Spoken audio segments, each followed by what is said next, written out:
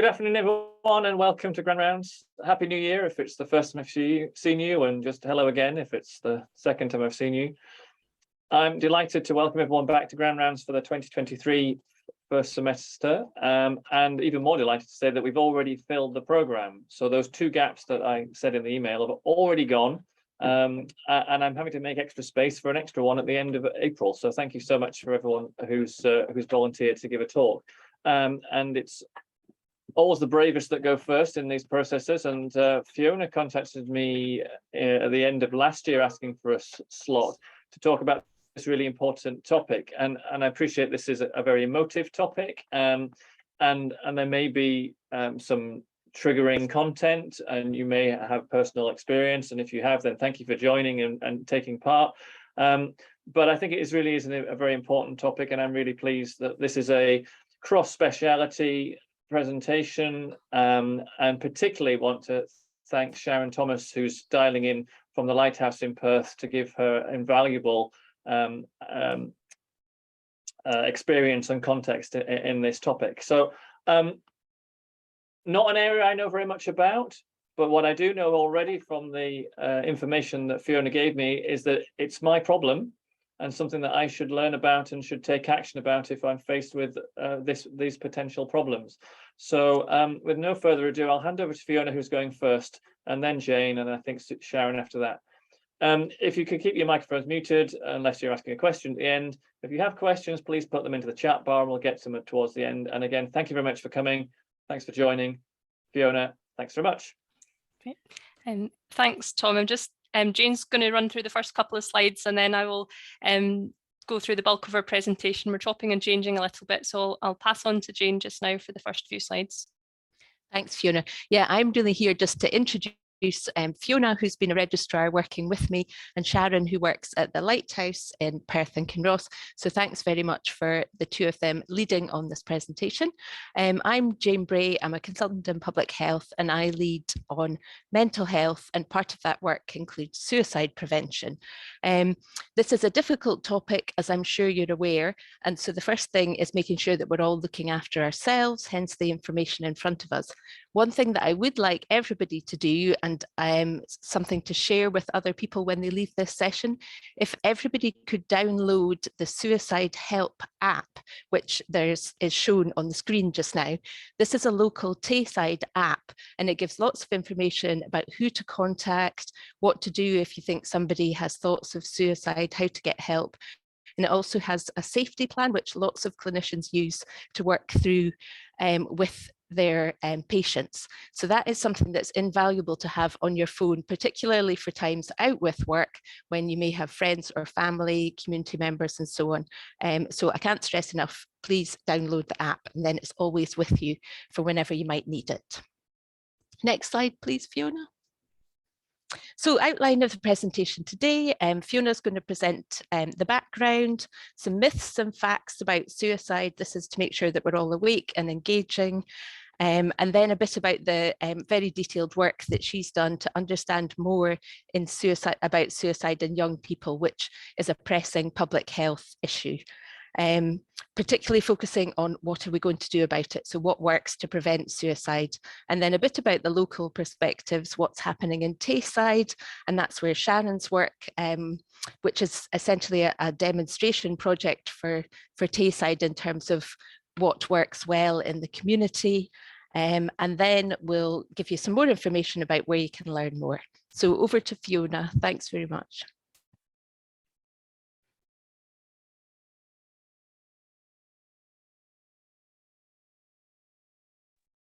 Yeah, just unmuting myself. Hope you can hear me now. Okay, so a bit of background. So as Jane said, I'm a registrar and did a placement with Jane around public mental health, which finished at towards the end of last year. Before doing this placement, I didn't really know much about suicide in young people, and I was pretty surprised that suicide is the #1 leading cause of death in 10 to 25-year-olds in Scotland. It accounts for more than 1 in 4 deaths of young people, children and young people in that age group, compared to just over 1 in 100 deaths for the population as a whole. So it goes without saying that every death by suicide is a tragic and potentially preventable premature loss of life, and that each death has really substantial human and economic costs. There's a big ripple effect. So it's estimated that for every one young person, or every person of any age who dies by suicide, up to around 135 people are directly impacted by their death.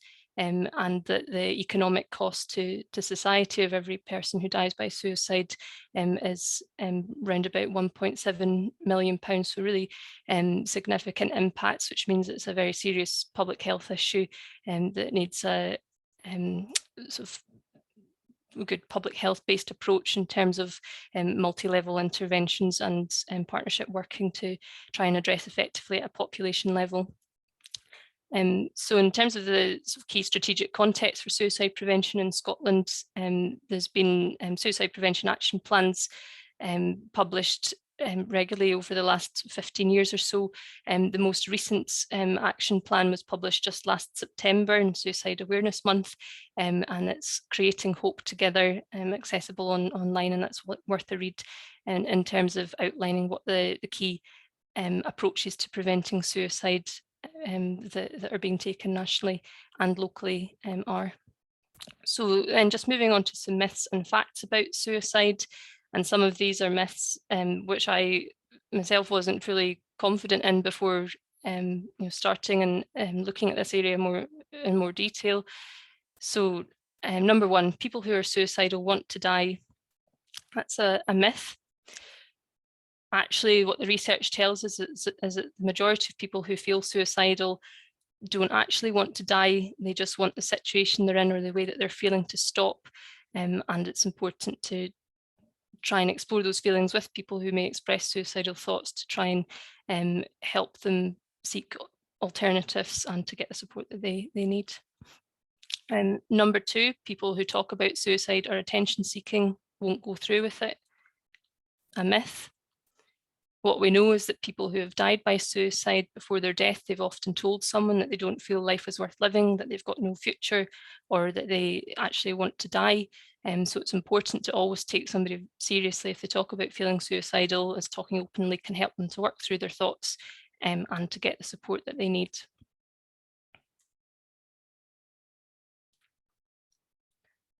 Number three, you have to be mentally ill to think about suicide or to try to take your own life. That is another myth. Thoughts of suicide are in fact common. Around 1 in 5 of us will have experienced or will experience suicidal thoughts at least once in our life. And we know that not all people who have died by suicide had mental health problems at the time of their death. However, it should be acknowledged that mental health challenges, and particularly more serious mental health challenges, are a risk factor for suicide, and many people who've died by suicide did experience struggles at the time of their death. Number four, if a person is serious about killing themselves, there is nothing that you can do. That's a myth. So suicide is not inevitable, and it can be preventable with the right support at the right time. It's a key message to take home, is that suicide prevention is everyone's business, and just being there to listen and to help a person to access the support can make a huge difference. And you don't need to be a mental health specialist to ask the question, how are you feeling? Are you doing okay? Have you had thoughts of taking your own life if you're concerned that somebody might be having those thoughts? And we'll talk later in the presentation about the resources that can help build the skills and the confidence to ask, tell, save a life. And number five, talking about suicide or asking if someone is suicidal may put the idea into their head. That's another myth. And I can remember my junior doctor years having this anxiety if I was consulting, and as a foundation doctor working in GP practices, consulting with someone who may have presented with mental health difficulties, having that fear in the back of my mind, was this going to pop the idea into their head? Could I offend them by raising the question? But in fact, it's actually safer to talk about suicide than not to. Talking openly and safely about suicide reduces stigma, does not encourage people to take their own life, and can provide an opportunity to connect people in need to appropriate help. I'm just going to read out this quote from Rory O'Connor, who's a professor of health psychology at Glasgow University. And what he says is that the evidence shows us that asking someone if they're suicidal can protect them. They feel listened to, hopefully less trapped. Their feelings are validated and they know that somebody cares about them. Reaching out can save a life. Okay, so moving on to the next section of the talk, what do we know about suicide in children and young people? Hopefully the link to the Tayside document, the needs assessment document, which I led on the production of, was published towards the end of last year, was circulated in the email that Tom sent round with the meeting invite. If not, please get in touch and we can share the link with you. So that this document, the Tayside Needs Assessment to Inform the Prevention of Suicide and Self-Harm in Children and Young People, goes into a lot more detail than the key points I'm going to show in the next few slides. And it's openly accessible online in terms of outlining what we know about suicide and self-harm in our young people locally. And then from a Scotland perspective, Public Health Scotland, again last year in September, published a document about suicide in young people in Scotland, which is a data summary document. So first question, who is at risk? Well, we know that anybody can be at risk of suicide, but the rates of suicide are higher in certain population groups. For example, males, people who experience mental health problems, people who live in areas of deprivation, or groups that have higher rates of suicide. In children and young people, previous self-harm is the single biggest risk factor for suicide. However, it's important to note that people may intentionally harm themselves for a wide range of reasons, and the majority of those who self-harm are not in fact suicidal. And among young people in Scotland, aged 18 to 23 years, 1 in 11 have attempted to take their own life on at least one occasion. So there's not a huge amount of research that's been done specifically focusing on children and young people in terms of risk factors for suicide, but there was a large-scale case review done of deaths by suicide in children and young people up to the age of 25 in England and Wales, which was published a few years ago, and that identified 10 common themes which were preceding the deaths by suicide among children and young people listed in the box there.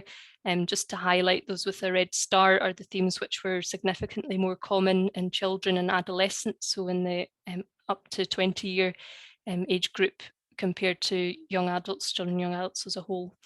So abuse, neglect, bullying, suicide-related internet use and academic pressures, especially exam-related, were identified as key risk factors more specific to children and adolescents. Then just to move on to the iceberg model of self-harm. So it's important to appreciate that suicide is the tip of the iceberg of self-harm behaviours. And we know from research that's been done in England that in the secondary school age population, it's estimated that for every one death by suicide, there'll be 370 self-harm events which prevent to services, so that we know about, because they may have sought help from a GP, from may have presented to A&E, or otherwise it will have been recorded through interactions with a clinical service. And then there's around about 4,000 self-harm events in the community that we don't know about, so it's not officially recorded in any statistics that we're able to capture.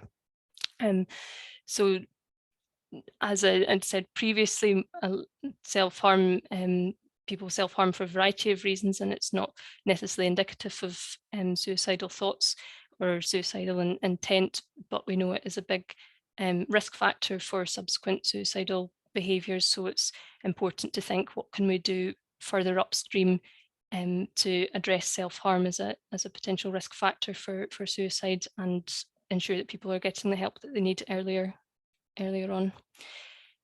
So in terms of children and young people suicide in Scotland, the latest available data is for 2021, and in 2021 there were 76 young people up to the age of 25 who died by probable suicide. And that counts for around about 1 in 10 of all suicide deaths in Scotland that year.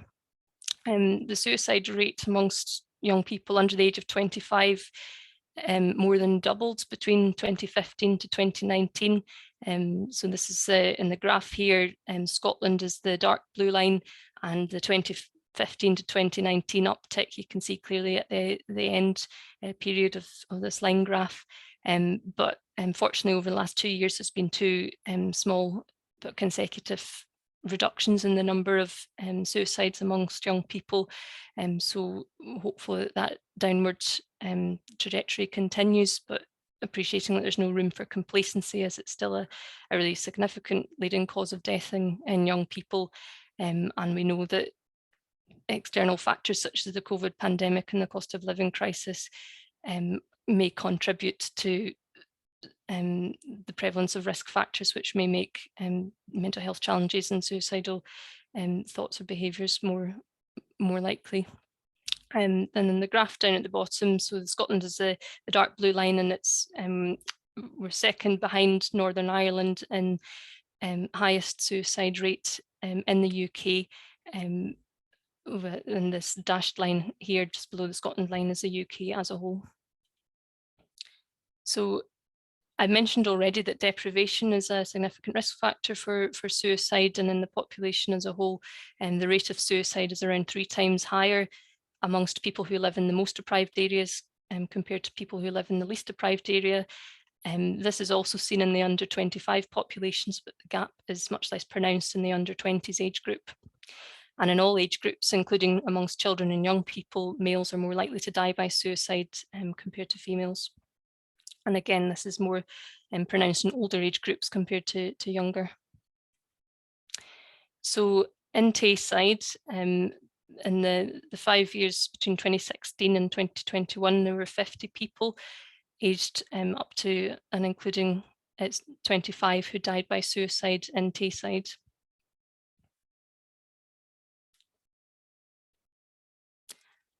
And just under half of those people who died by suicide, young people who died by suicide in Tayside, were not known to mental health services. So in terms of thinking about what works to prevent suicide in children and young people, suicide is a complex issue and requires with multiple factors which may contribute to the reasons why a person experiences suicidal thoughts or behaviours. So it needs a multifactorial approach to addressing the issue. So we need to think across different levels of interventions to prevent suicide, including universal level interventions, which are those targeted at everybody, regardless of potential or perceived risk of suicidal behaviour. Selective interventions, which are those targeted more towards subgroups that may be at increased risk, and indicated interventions, which are those targeted specifically to those who are already recognised at being at higher risk, as they've been identified as experiencing suicidal related thoughts or behaviours. The needs assessment document, which I highlighted earlier in the presentation, which is linked to in the email Tom had sent out, has a literature review contained within it, which goes into a lot of detail about the evidence base for different interventions to prevent suicide in children and young people. And the good news is that there is a variety of interventions at each levels, which there's good evidence to support. For example, at indicated level, talking therapies, distress brief interventions for people who are experiencing suicidal thoughts. At the selective level, gatekeeper training to ask and identify people who may be at risk and connecting them to help. Or at the universal level, thinking about school or workplace-based mental health promotion and awareness programmes. So Jane, I'll hand back over to you now, if that's okay, just to talk through a little bit about what's happening in Tayside. And then the needs assessment document, we chatted a lot with partners, over 20 partners across Tayside, and both statutory and third sector agencies, to understand what's happening and what the perceived gaps in need are. And that's been used to inform what's happening in Tayside around children and young people. So Jane, I'll pass back on to you now. Thank you. Thank you, Fiona.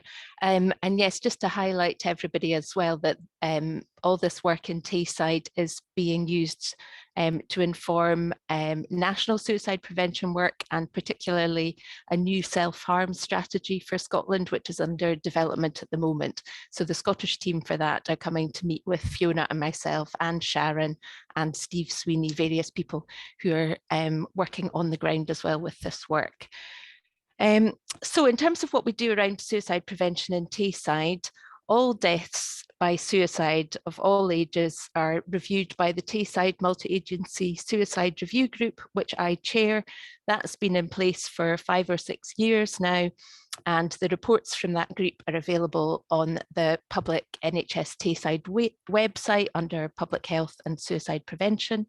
So what we do is we look at all the epidemiology, all the factors related to deaths by suicide, and interrogate those in a bit more detail as to where we can focus our preventative actions in Tayside.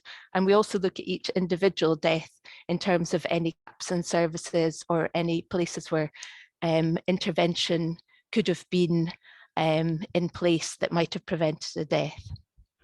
We've also got the Tayside Suicide Prevention Leadership Group. Suicide prevention work sits within local authority areas. So each local authority area, the 3 in Tayside, each have a suicide prevention coordinator, and they lead suicide prevention work at a local level. But it has become very apparent that there are certain areas of suicide prevention work that are better managed on a pan-Tayside basis. So I lead a group that takes forward that work, and the children and young people's work that Fiona has been undertaking sits underneath that group, as does a training group and a working group looking at bereaved by suicide, and a working group looking at communications. And just to follow up on all the good work that Fiona's done, this is really a starting point, and we're developing an action plan in terms of taking these findings and recommendations forward. And the challenge with that is working with all the different organisations as to how we do that. So this work is being presented at the Protecting People Executive Group, which is the Leeds for Tayside, the Tayside Regional Improvement Collaborative, which leads work for young people across Tayside. And we also work closely with clinical governance and other review processes. So it's a complex landscape, but it's all this coordinated work is really important in terms of achieving change. So next slide, please. So this was just to highlight where you can find out more. I've already mentioned the app. That is the best place to go for very easy, simple information at your fingertips. So please download that. And then there is very accessible training that's available to everybody and it's available through TURAS. So you just log in to the website there, and there's information that's suitable for everybody, and then more resources at a skilled level too for staff with a bit more expertise. And please do email if you've got any further questions to me. But what I'll do now, we've sort of finished the more dry end of the discussions, and what we'll move on to now is bringing this to life and actually what's happening on the ground from Sharon, who works directly with young people and has been doing some fantastic work over the last couple of years. Thanks, Jane. So Lighthouse Perth is a charity that we set up to tackle crisis level support in young people. Our aim is to make sure that we are available in real time for any young person who needs our support. And we have, over the last 2.5 years, we've now established ourselves across Perth and Kinross in all our high schools, because our starting age is from age 12 and upwards. We are active partners in the Tayside strategies on self-harm and suicide, and we feed in what we're learning on a daily basis here. We feed into those, which gives real-time information on it. We have a city-based crisis centre, which we have a trauma-informed space where our young people can come to find a safe space, to have confidentiality, to speak openly about how their mental health issues. Perth and Kinross, if you know it, is quite a sporadic, spread out area. So 7 of our 11 high schools are actually more rural based, which is too disruptive for a young person's education to come for a 1-hour appointment. So we've addressed that by now offering outreach, and we are now in all our rural schools, and we offer outreach 1 or 2 days a week in those schools, depending on the demand that we have. We have demand in every single school, and that's all for crisis level people struggling with suicidal thoughts, had suicide attempts or self-harming behaviours. We also have an out of hours crisis line to follow that up, which we feel is really important, because young people, it's not just during the school hours that they will struggle, and you do tend to find it is in those darker nights and when they're on their own and when they're home and they might be a bit more isolated, that they may find that they need somebody to speak to or just somebody to listen. So our referral process we have here, we have 2 different types of referral process. We have referrals that come in through a referral form, probably about 85–90% coming direct from schools, and the rest are from GPs, parents direct, self-referral, social work, CAMHS, etc. Our other referral, those referrals are usually picked up and in our service within a week. It is crisis support, we cannot work with waiting lists. Our rapid response service is our second referral process, and our rapid response service is where we feel there is immediate risk, but no physical injury, so no need for to go to an A&E. Now, I will be using some real life examples when I'm speaking, so it can be triggering, so just please be aware that these are real up-to-date cases we're dealing with. So an example of a rapid response, we had a call one morning just after 9 AM from a school teacher, and when they were bringing all the kids into school, she noticed one girl in particular was quite distressed, and when she pulled her aside and asked, "No, are you okay?" She explained that she was actually distressed because she had made it to school. She had been walking slowly across the roads on the way to school, trying to be hit by a car in an attempt to take her own life.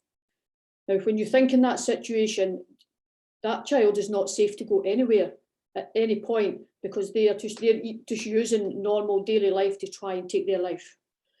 So they phoned here, and we had the person escorted here by a responsible adult straight away, and they spent probably the next 4 or 5 hours here. We were able to de-escalate them in our trauma-informed space, safety plan in place. Because it was high risk, the parents were then involved and they came in.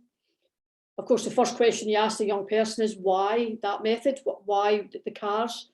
And it turned out that this young person had experience of suicide in the family. An uncle had died a year previous. She saw the devastation it had caused to her parents. So she thought by doing it this way, they would think it was an accident and they wouldn't know that she took her own life. So somebody comes to us in a rapid response, they will not leave our service until we have de-escalated and have safety measures in place. We have a very client-centred approach, everything round about the GIFEC model. We put the young person at the centre of everything we do, and that has actually shaped our service and changed our service over the last couple of years. So right through from referral to discharge, we have adapted and changed as we go along. So for example, our safety plans, we had a safety plan template for all our kids because they're all at crisis level coming here. And quite often we would hear from our young people, referring on the safety plan to maybe suicidal thoughts. They would say, well, actually I'm a self-harmer and I have no intentions of being suicidal, or I would like to think that it would never lead to suicidal thoughts. And so they did not like that part of our safety plan. And we thought, well, let's ask some more of our young people, and we did, and we were getting the same message. So we changed it. So we now have 2 safety plans. We have one specific for self-harm only, and the other one that covers suicide and self-harming behaviours. And our young people's feedback on the back of that has been, yeah, we like that so much better. And it actually stops it acting as a trigger when people think self-harm should just lead to suicidal thoughts, which we know it can do, but not necessarily. So leaving that out of altogether, it gives this young person more hope that we can contain it at the self-harm and give them the coping mechanisms to live safely. Our crisis management plan, which is something we do over a number of weeks with our young people to give them the coping mechanisms and techniques to be able to manage their mental health going forward. Again, we had feedback on a few pages of that. It's a booklet, and they say, well, I don't really understand what that means. I don't like this page. I don't like the way that that's asked. So again, we went out to our young people and said, give us your feedback on this. This is our clients that use it. Tell us what you don't like. And in the summer, we completely revamped it. And we've now got a much more child-friendly, young person-friendly crisis management plan, which they like much better. So again, very much Girfec. We centre everything round about it because it's them that we're trying to help. And we can only help them if they tell us what works for them. There's no point in us saying this is what we're going to do. If we will try it, if it doesn't work, tell us, and we will adapt it and we'll change it. Again, even right down to the discharge. Some people like to measure discharge, like how when people have been discharged for the service and then they're in a better place. And it was suggested, should we be saying to them on a scale of, like say 1 to 10. And so we asked our young people and they said, I don't want to put a number on things. This is too personal for me. We would rather just tell you how different we feel. So we says, right, so our scale went, we do not use a scale. We do record it on a discharge form, but it is in text. They tell us how different they feel from the beginning of their journey to the end of their journey. And again, we can learn from that as well, because what they're telling us helps us to further develop our service. What we did find from our young people is they come here once a week and see us, but a lot of the time they're spent is at home or at school, and we need to be really part of a partnership of working here. We can't do this on our own. We need a whole network around these young people to keep them safe. So with the school, we do have the schools on board. Obviously, the named person will share their safety plan with consent, and we've got that bit covered, but the home was an issue. And sometimes the parents would be trying to help and doing it the wrong way with the best intentions, but then the young person was coming back and it was we were having to go back over things. So it was making a longer recovery. And it was just, on one occasion, one young person said, if only my mum could hear what you were saying. And we thought, well, why can't she? So still maintaining our young people's confidentiality, we now offer a whole family approach. Whereas anybody referred here, we reach out to their parents or carers and we say, would you like to come in for a session so that we can speak to you about what we're going to be doing with your young person? Not telling them what the young person has told us, but in general around what we're dealing with suicide and self-harm. And we had over a 95% uptake. Parents are crying out for support. They don't know. They're suddenly being asked to change their parenting. You're no longer parenting a teenager or a young person. You're parenting a teenager or a young person with a mental health and a severe mental health problem when they're contemplating suicide. So it's letting them see that they've not done anything wrong. Like it's not their fault, because we get a lot of parents blaming themselves. And then we help them develop better ways to how to support their young person, but still be a parent, because they need to keep boundaries. And they still need to, and it's very important that they still are that figure with the boundaries in the household. And some parents struggle with that. It's, well, I don't want to tell them off just in case it triggers them, or then you're like, no, you still need to be a parent, but there's ways to do it. And it opens up the communication better with the young people.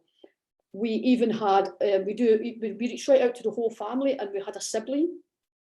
And an example with that was, when we were speaking to the parents, she said she had a younger daughter who was a couple of years younger than the one that we were dealing with. She said, and she's really struggling, not with her mental health, but she's struggling with the dynamic in the house. You have somebody in your house who's suicidal and struggling. It changes the whole dynamic that you're living in.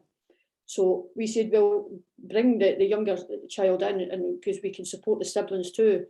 And this young girl says she was so upset. She said, I feel so guilty because I feel like I hate my sister, because my life's changed. Everything we're doing, we're not allowed to do this now because somebody's always got to be in the house, and it's not fun in the house anymore because everything's so intense. She said, and it's making me hate my sister, and I feel really guilty for that. And we were able to point out to her, look, you don't hate your sister, you hate the situation. You hate what's happening with the mental health situation in the house. That doesn't mean to say you hate your sister. And she got her head around that very quickly and thought, actually, you're right.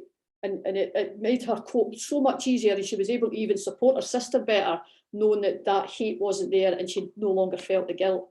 So the whole family approach is so, so important. It helps recovery time. It helps the bond in the family. We see parents coming here and with their, maybe drop their child off, and they look like two separate people. And then after the family support and after a few weeks of them putting in place what we're doing, you see them leaving and you see them hugging when they're walking out, and it just brings them close together. We've had people coming back to us and saying our family's closer now than it was before we had the mental health issue with a young person, because we've learned how to communicate, they said, and that is just priceless, like, you know, being able to communicate like that. We need to be really mindful when we're doing full family support, so of cultural differences.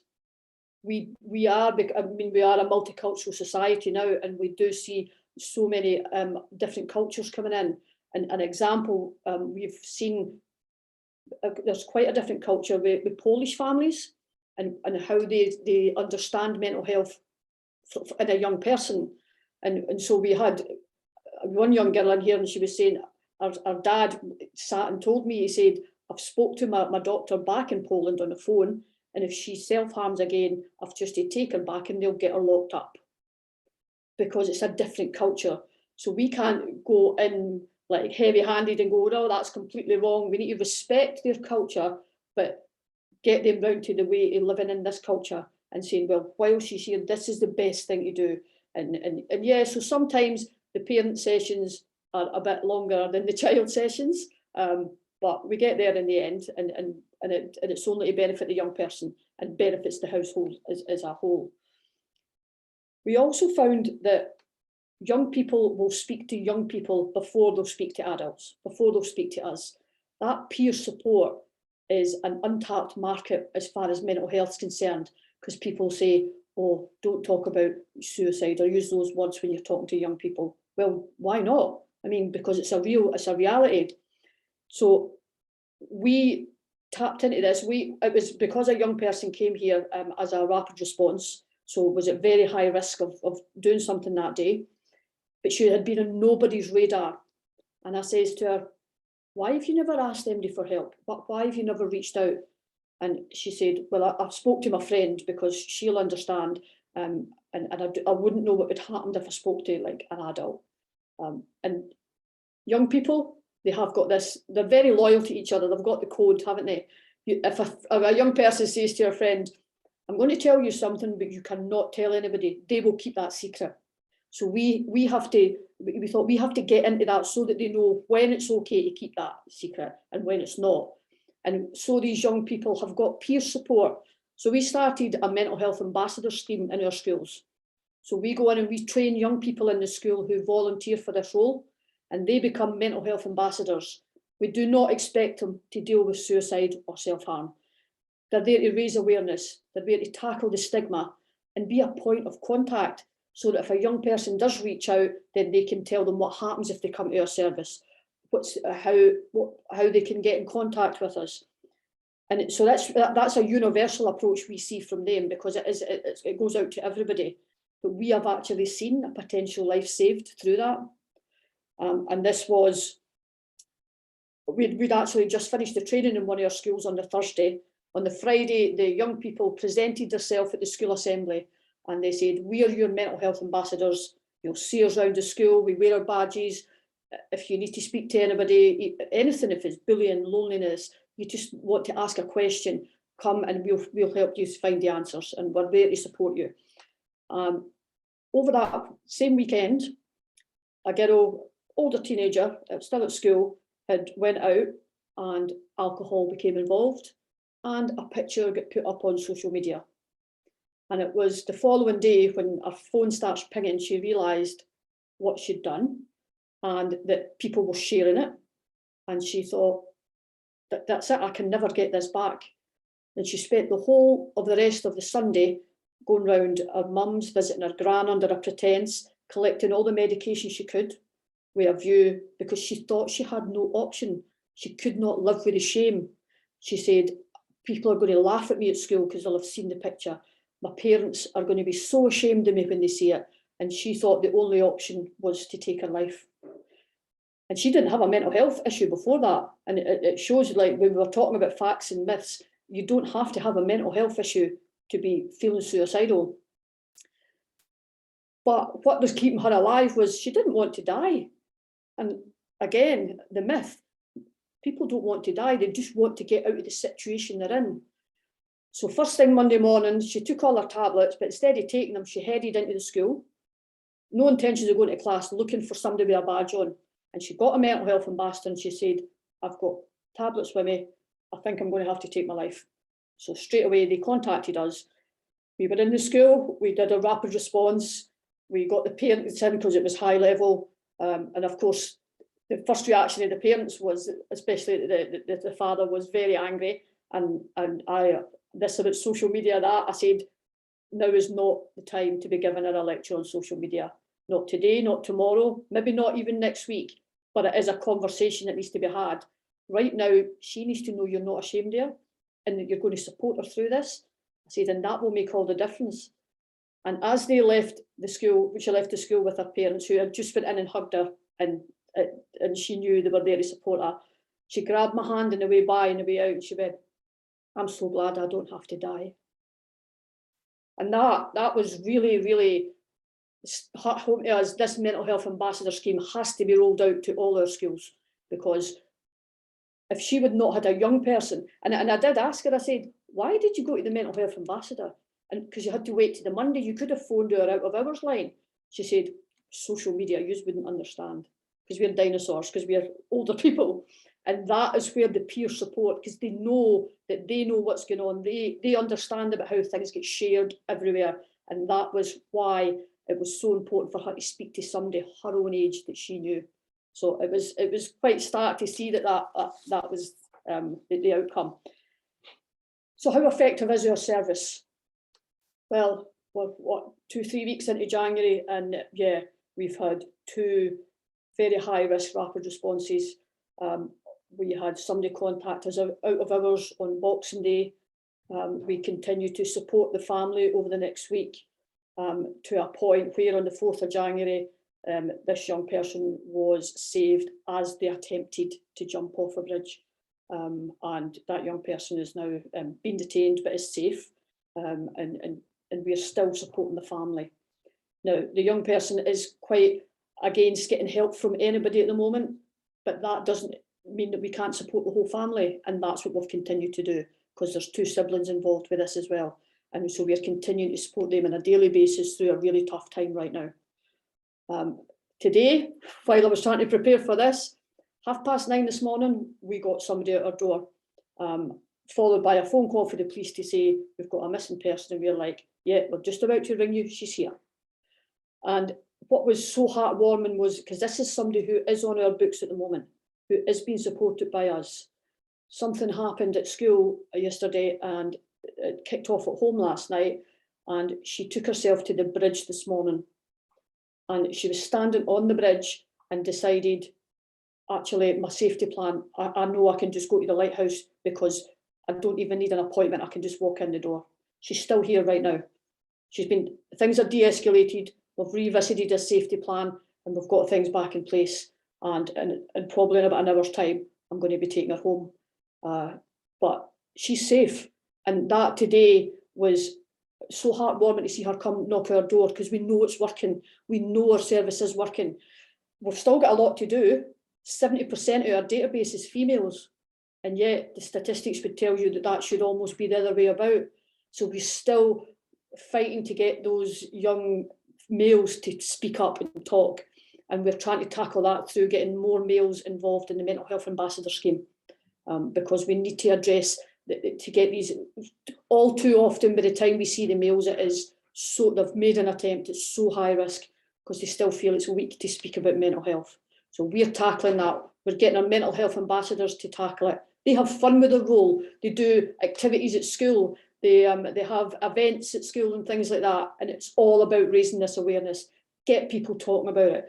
Do not be afraid to say to somebody, I can see you're struggling, because they will thank you for it and you could be saving a life. Thank you. Thanks very much, Sharon. It's always so good to hear you talk and about all your work that's happening on the ground.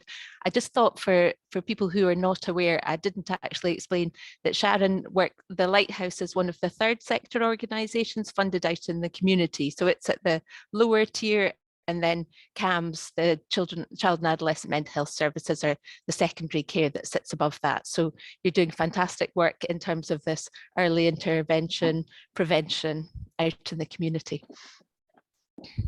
Thanks very much to all three of you. Now, you mentioned CAMHS, and I have spotted that there are a couple of the CAMHS team here in the audience. I don't want to put any of them on the spot by naming them, but if any of them have, they may be best placed to kick off the conversation. Any comments or any challenges to what's been said?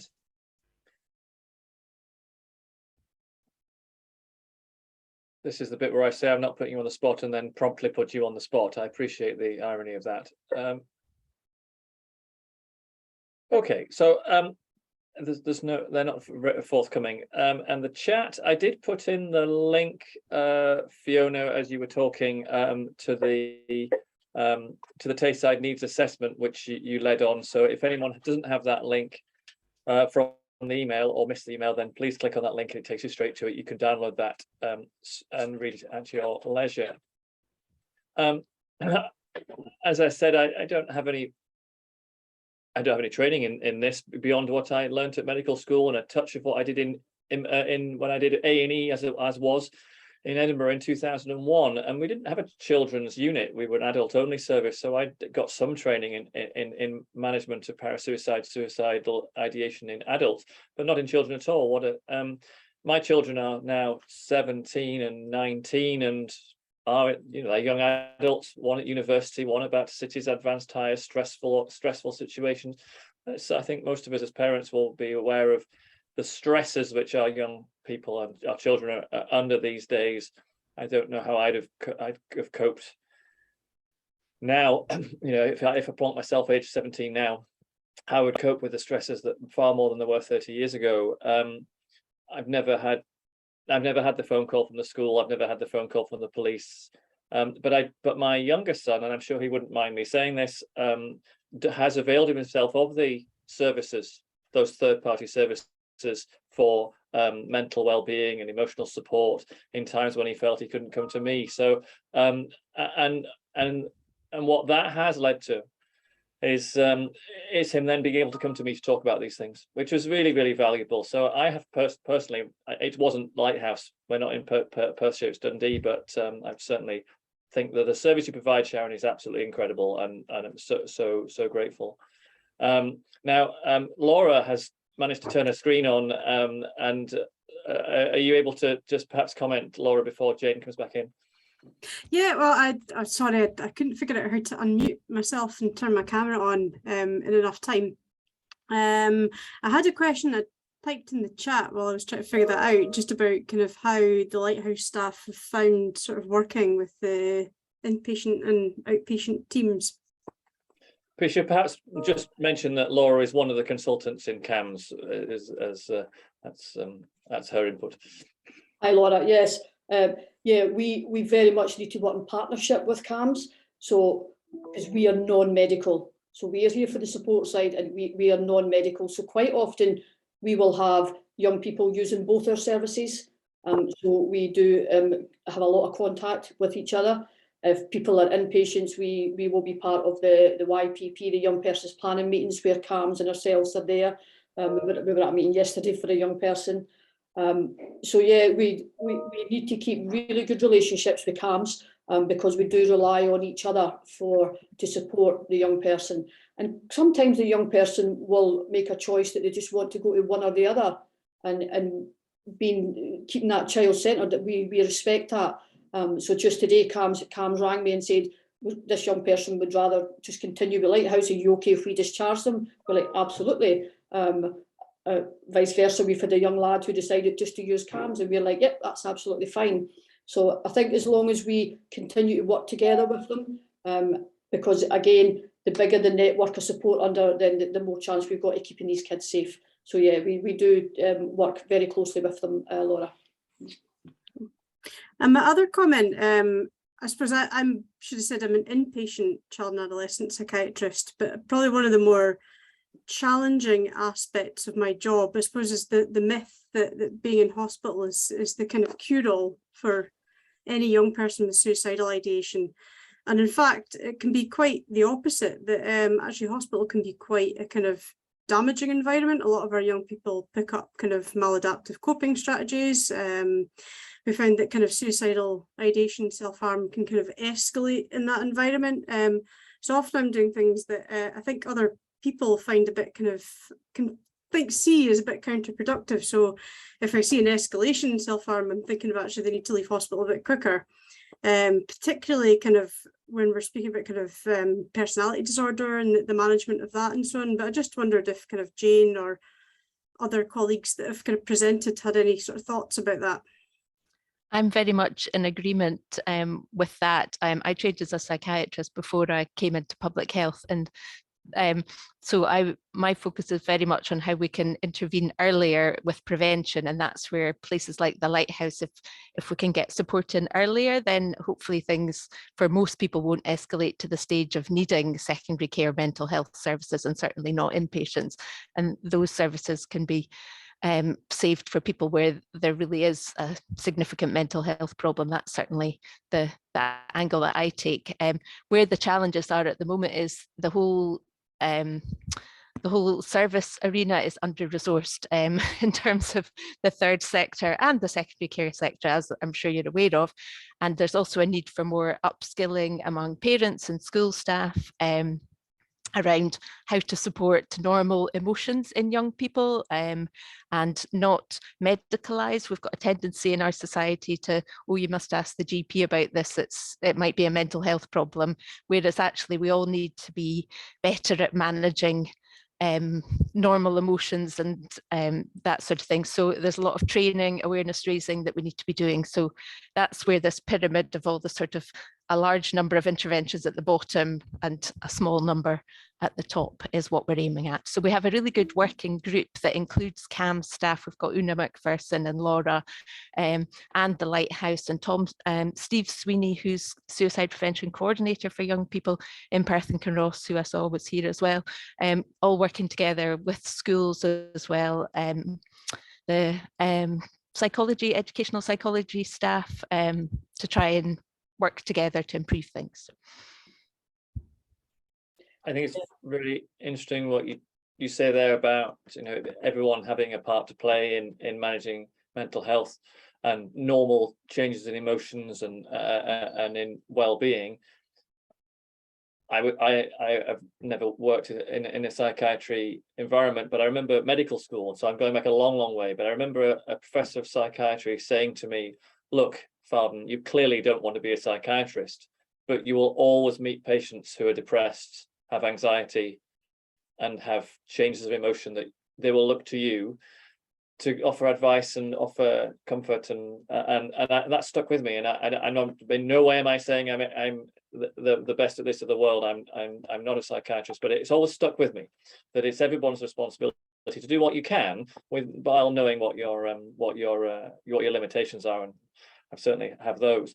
But just knowing where these that Sharon, that services like you are available for our young people is such an amazing to know. And the names you've mentioned, Jane, of other networks that are available for us when we meet people, it's our responsibility. Ask it, do something about it. I'm sorry, I've forgotten your snappy tagline, but I'll look it up. Ask, tell, save a life. Ask, tell, save a life. There you go. So I'll add that to my list of snappy taglines. Anne has just put her hand up. She is in a dark room, but does your microphone work, Anne? Hi, can you hear me? We can hear you, Anne. We can't see you, but we can hear this member's voice. There you are. We can see you now.